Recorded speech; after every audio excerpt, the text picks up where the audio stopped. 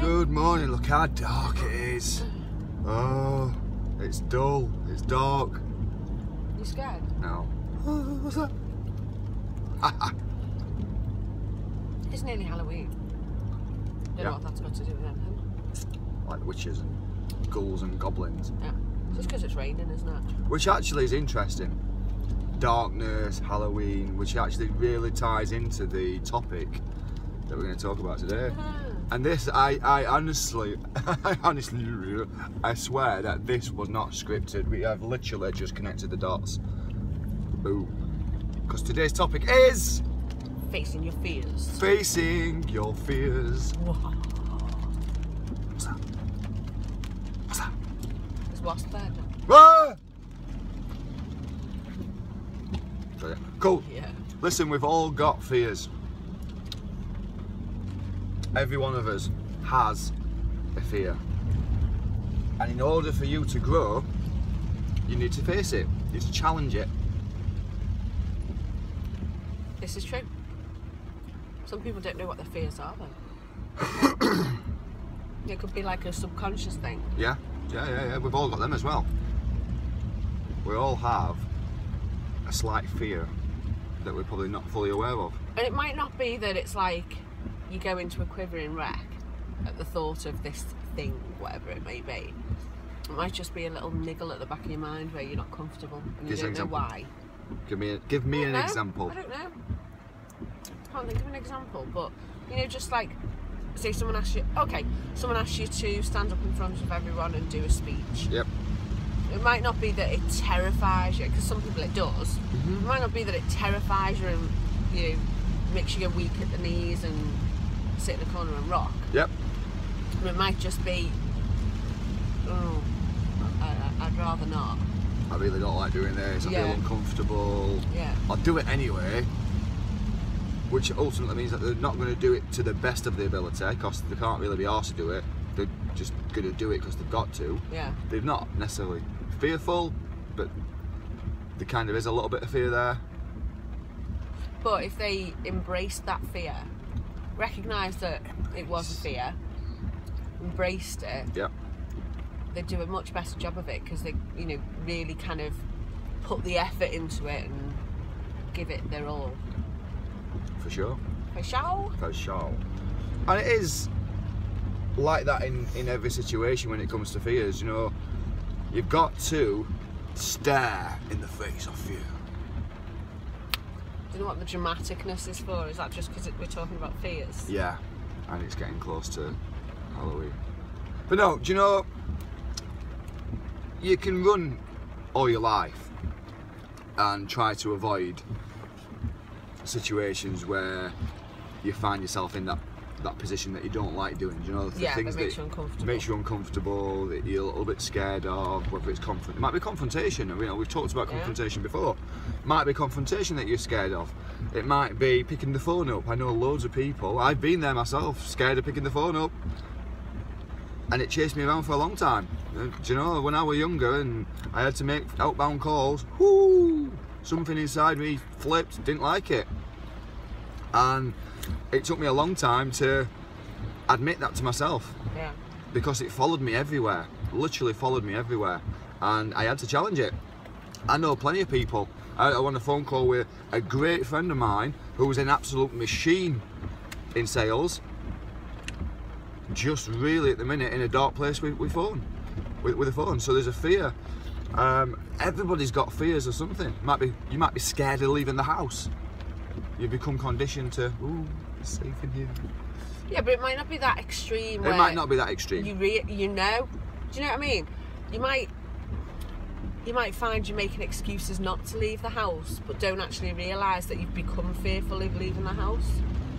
And that can happen a lot with, you know, people who are a small business, maybe one-man bands, working from home. They make every excuse that they're doing things at home so they can't get out to meet people, or do you know what I mean? Yeah. And they don't even realise that they're doing it, but it's because they become fearful. And it's created a habit. Yeah. And it might be like a fear of rejection, or I don't know, it could be fear of people ridiculing them. I don't know. It could be, yeah, a number of different things. Usually it's down to rejection.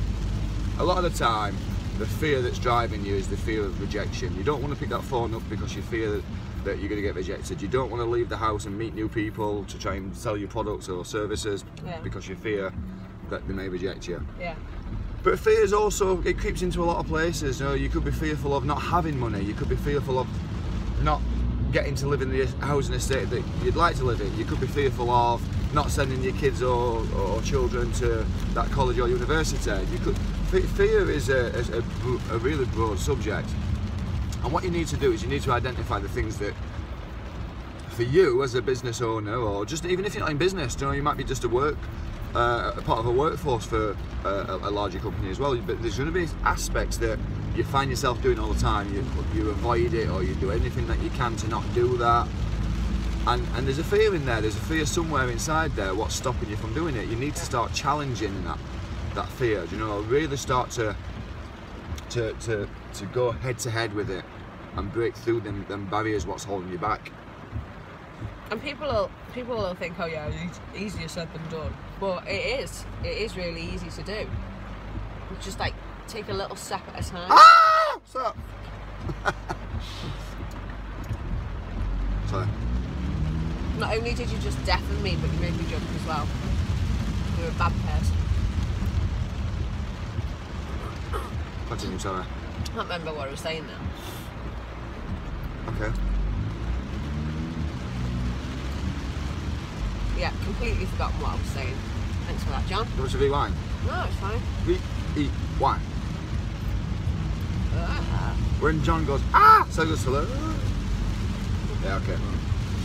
Alright, so yeah, fear, challenge it, do it, Joe, get out there, start to identify what it is, start to identify the things that's holding you back, start to identify the things that's making you want to avoid situations where it might become confrontational, phones, whatever it is, meeting people and stuff like that. And that's the only way that you're going to grow.